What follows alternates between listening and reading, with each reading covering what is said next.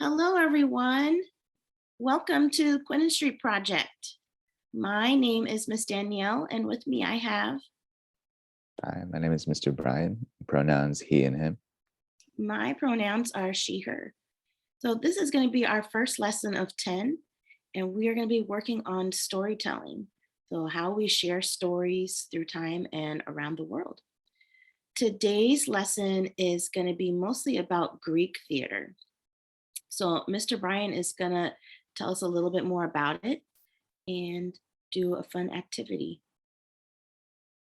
He is, and let's warm up our three tools of the actor: our body, our voice, and our imagination.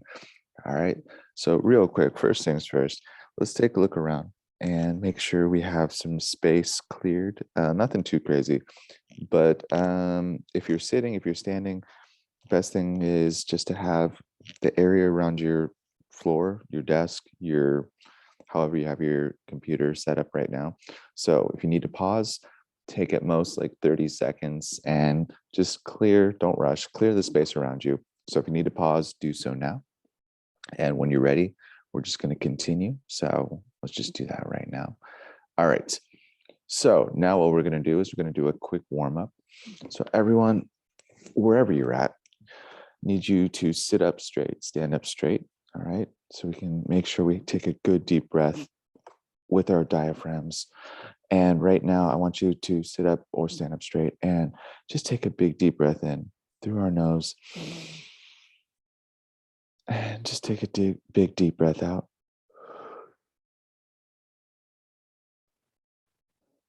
And now I want you to take a big deep breath in, as big as you can, and exhale. And now what I want you to do is reach your hands forward. All right, got them. Cross at the wrists. And now interlock your fingers. And now when they're interlocked, I want you to pull your hands all the way under and through like so. And now take a big deep breath in and exhale, release. And now this time through, one more time through. Reach out and cross, interlock fingers, pull your hands all the way through. Take a big deep breath in and exhale. Release the hands and pat your arms. Give yourself a hug. Pat your shoulders and let that go, let that go. And I want you to drop your heads. Close your eyes. It's not a trick. All right. I want you to focus on yourself. Who? Yourself, nobody else. And I want you to just take a big deep breath in one more time. And exhale. Drop your shoulders, drop your neck, and you're just hanging there. All right. Checking in with yourself. All right. Does anything feel hinky? Does anything feel like sore, out of place? Don't tell me. Just check in with yourself. All right. And now I want you to hold up a 1, a 2, or a 3. And this is telling me your mood. All right.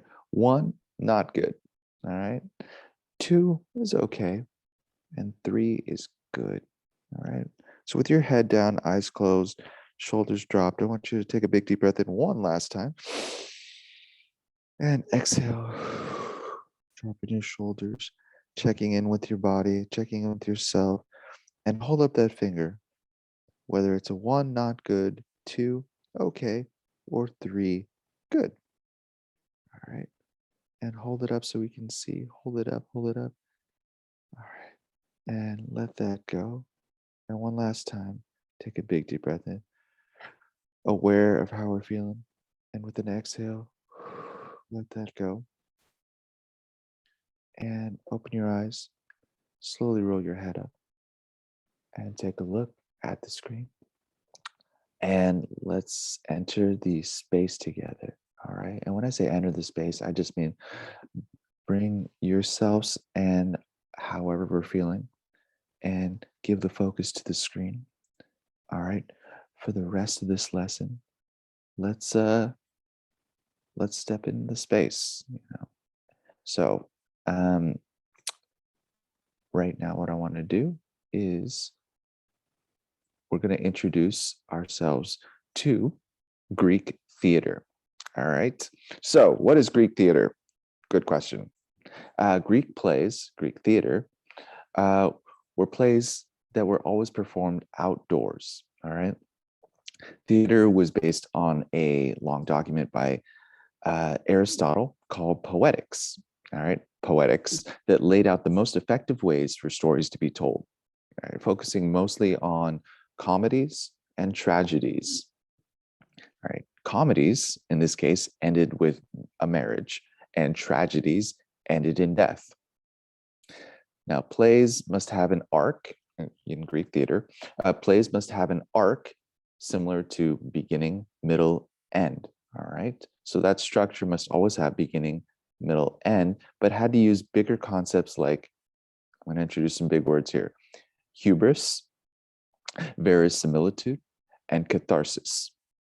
Now, on the most basic level, Greek plays featured a protagonist or a hero, an antagonist, a villain, someone that countered the hero, and a chorus, all right, a group of people that spoke directly to the audience and helped the story along. And of course, a messenger, someone who witnesses the action off stage and runs on stage to deliver the story to the characters and audience.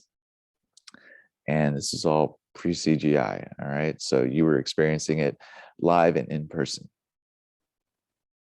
Now, to get an idea of, to do a little bit of a deeper dive, I want to play this activity called Town Crier, all right? Now, the town crier used to be someone who would help small villages and communities get their news, all right? So this was before newspapers, radio, all that stuff, all right? Now, I want to introduce this idea with one at a time, all right? We're all going to choose something you want to tell the entire group, all right? You're going to make a strong, opinionated statement, all right? Something that you personally believe in, all right? This can be a fun fact about yourself. This can be a warning for the cafeteria. This can be made up, all right? As long as it doesn't involve any other people, it's allowed, all right? So this is a statement that you're going to make that is, for the purpose of this activity, something you believe in and something that you can argue your case for, all right? So how this goes, it's going to start with the town crier, and in this case, hello, I will be your town crier. All right. And they're going to stand up straight, because if you're the town crier and you have a statement, you have to be able to, well, you'll see. Hear ye, hear ye. All right. Has to start that way every single time. Hear ye, hear ye. Probably should have a statement I believe in, huh? All right. I got it. All right, one more time. Hear ye, hear ye. Pepperoni pizza is the best pizza. All right, now that's part one. I mean, not the pizza part, but you have to say hear ye, and you make a statement. All right, and now part two, you must defend this position, meaning that statement that you made. It might be about pizza, it might not. If you agree with me, what would be something that you might say to support that? Why you love that? Why you made that statement? All right, so why you have that belief? All right, so hear ye, pepperoni pizza is the best pizza. Why?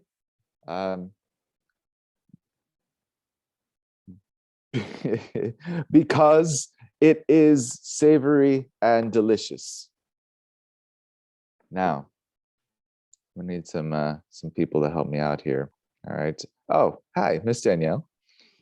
Now, for part two, what I want you to do is take a moment, and my friends at home, you could play along too. Take a moment, and I want you to think of a counter to that. All right. You can ask, let's see here, and let's actually pause, Miss Anna.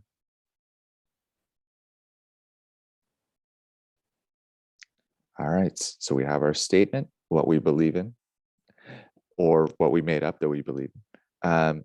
So now what's going to happen is I'm going to open this up to the forum, to the audience, to our counter arguments.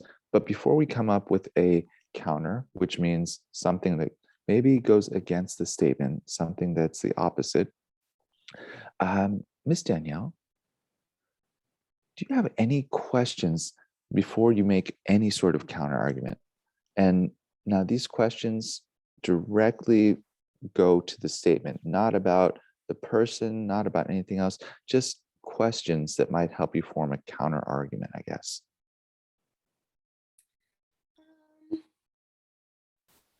Is pepperoni the healthiest thing to eat? No. Interesting. What about pizza crust? I have allergies. Can everybody eat pizza crust? No. Okay. Those are my questions. All right. And friends, you might have a few questions. You might have one, you might have two, you might have three. Try and come up with about two-ish, all right, just for time's sake. And once you have those questions, the next part is coming up with a counter argument, meaning something that goes opposite of the statement. So if I said pepperoni pizza is the best pizza, Miss Danielle, what might be a statement that goes against that based off the questions that you've now asked? Pepperoni pizza is not the best because not everybody can eat it. Oh. It's unhealthy. Some people might be allergic to the crust. How can it be the best? Okay. And now for the next part, my friends, it's really important that we paid attention to the questions and the counter that, in this case, Miss Danielle has given. All right. Now, really take that in, because as strongly as we believe in something, in this case with the town crier, it's really important to remember it's not just about us. All right. Just like the real world, like there are things that happen that are decisions that are made, that are things that happen that we have to think about, not just us. Well, we may love pizza. What about everyone else that's involved or that might be involved? So pepperoni pizza, in this case, the counter argument that we're going to listen to is not necessarily the best, because not everybody might, now make sure I have this right, Miss Danielle, not everyone loves pepperoni. And then what happens with the crust, right? Not everybody can have the crust, correct? Allergic, correct? Have food allergies and health concerns. Pepperoni is not healthy to eat. All right. Now, what adjustment can we make to that? All right. Now, we might actually have to go back and just change our original statement.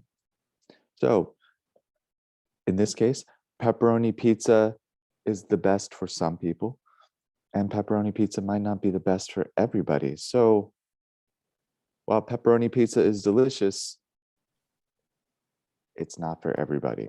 That's what I'm going to say. What do you think, Miss Danielle? I like it. All right. And in that case, if we're making our menu, we might have pepperoni pizza with some other options too for our people that can't have the crust or pepperoni. All right. It is decided. All right. If we can all agree to that adjustment, I want you to give me a yes, yes, yes. Yes, yes, yes. Excellent. Now, in this case, when we put it to a vote, when we open it up to the audience, we may get a vote that says nay, which just means no. And we may get a few yes, yes, yeses. Now, if that's the case, it might just so happen that, We may need to still adjust. We don't please everybody, but we try and listen and open it up to the world. So that's it. That's town crier. All right, my friends. So we have our opening statement. I know it's a lot. We have our questions from the audience. We have our counter. We have our adjustment. And then after all that, we have our new statement from the adjustment, from listening to the audience. And once we have that final statement, we open it up and we really try and listen to everybody by putting it to, well, seeing how everyone feels about it. All right. Now, remember, no opinion is wrong. All right. We just have to be honest and we listen. Now, if we might convince people with our adjustment, we might not. But actually, the fun part about that is just really just getting that perspective and really just opening ourselves up to realize the bigger picture. All right. That's really what it's about, bigger picture.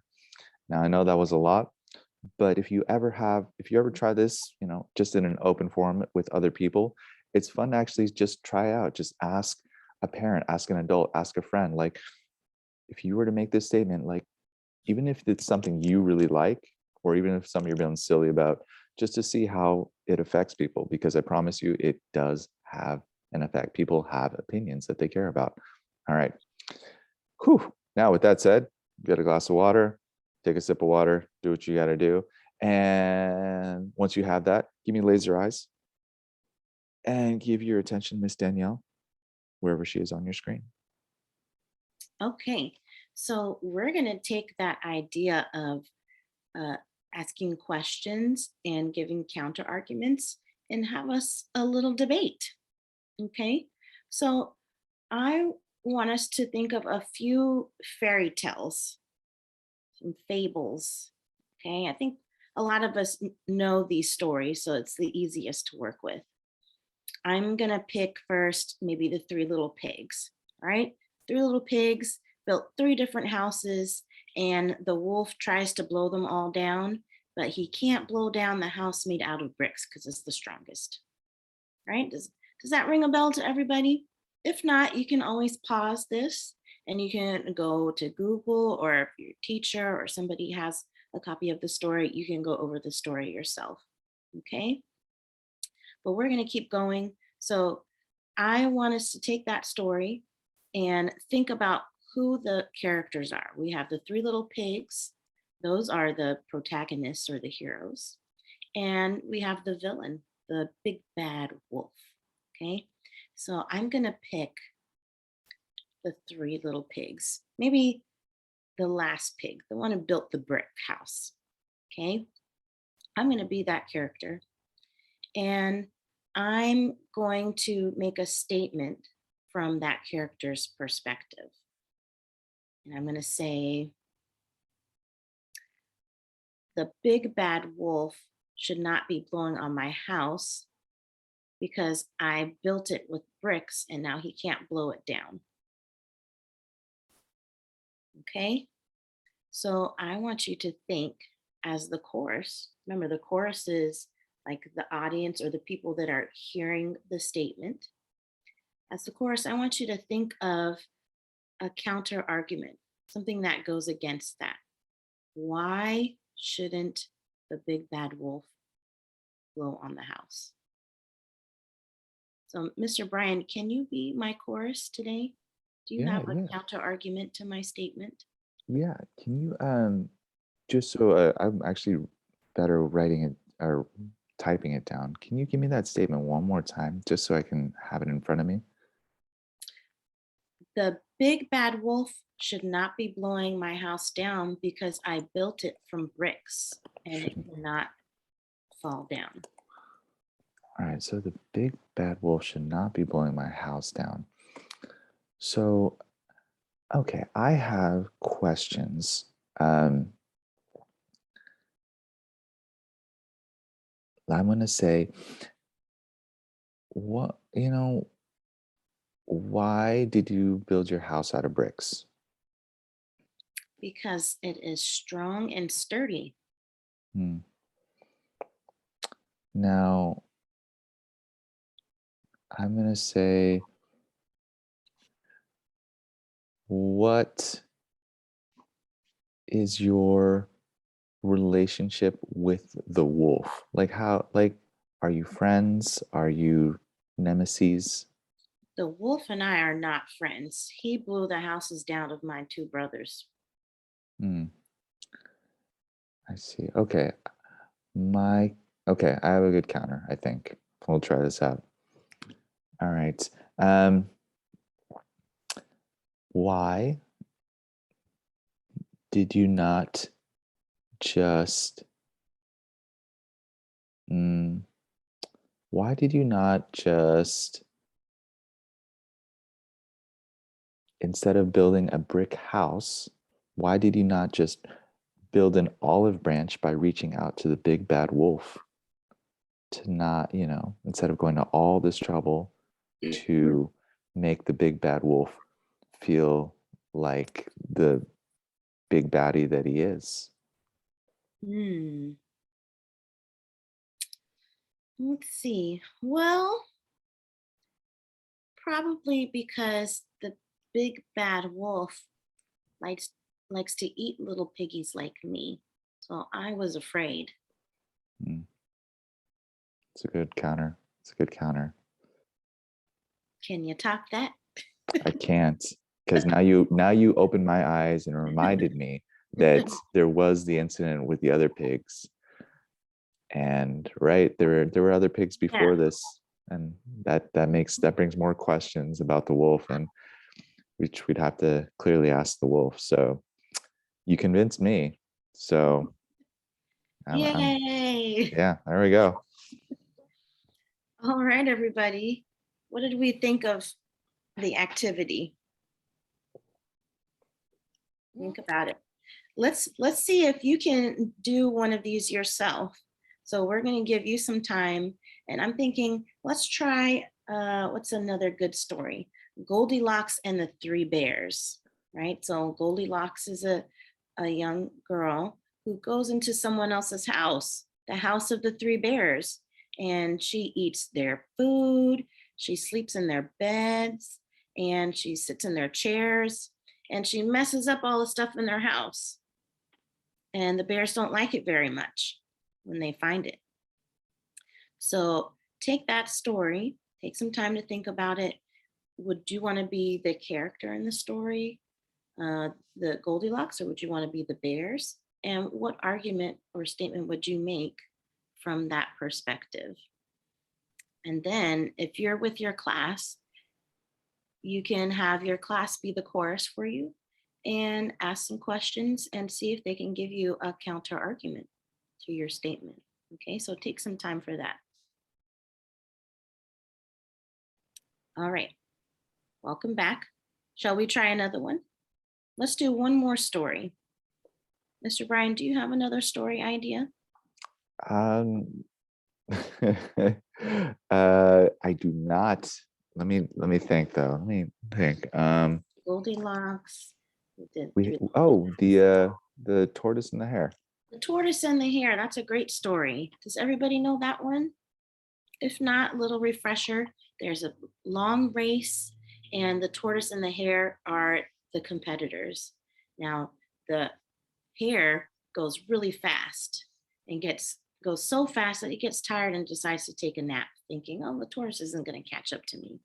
But then the tortoise goes so slow for so long that he ends up passing the hare that fell asleep and wins the race. Okay. Now you get to pick, do you want to be the tortoise or the hare? Because those are two very good, different opinions and perspectives. And then if you're not with your class, maybe you're at home, maybe you have a sibling or a other family member who can be your chorus that can give you a counter argument and ask some questions. So take some time to do that now. And my friends, I actually had a question, Miss Danielle. Yes. Now, when we're considering, especially, I guess, because in this case we have the tortoise and the hare, just different ways they approach things. So maybe, what do you think about considering each one's, when I say philosophy, I mean what they, especially because of the race and how they approach it two different ways. So would it be helpful to consider when we're defending our whoever we choose, the philosophy or how they go about things. So the tortoise slow, the hare fast. When we did the Greek chorus, we thought about uh, the, I guess, we asked the questions as why. So put yourself, especially since we're in a theater, in a drama environment, consider how that might make you feel. Consider how that might make you, approach this with that sort of belief system. Would that be? What do you think, Miss Dan? Would that be helpful too? Yeah, I think that would be great. I think what's also interesting about this story is that it's not exactly clear who the protagonist or the antagonist is. Depending on your perspective, you could be the hero or the villain in the story, or maybe there isn't one or the other. Maybe they're both the heroes. So think about that in your arguments. Okay. How did it go? Did you make some interesting arguments? What did you think about the perspectives of other people when you heard the opposing side? Did you agree with their arguments? Okay. Now, what did you think if you were a character, what did you think about what the chorus had to say? Was it important to listen to them, or do you feel strongly about what your statement was as the character? I think in any type of storytelling, whether we're telling the story or we're listening to a story, it's really important to think about the different perspectives of the characters and even your own perspective if you're the viewer. Uh, how does it affect your perspectives on things in your life? Mr. Bryan, do you have any other reflections on this activity? No, I think you.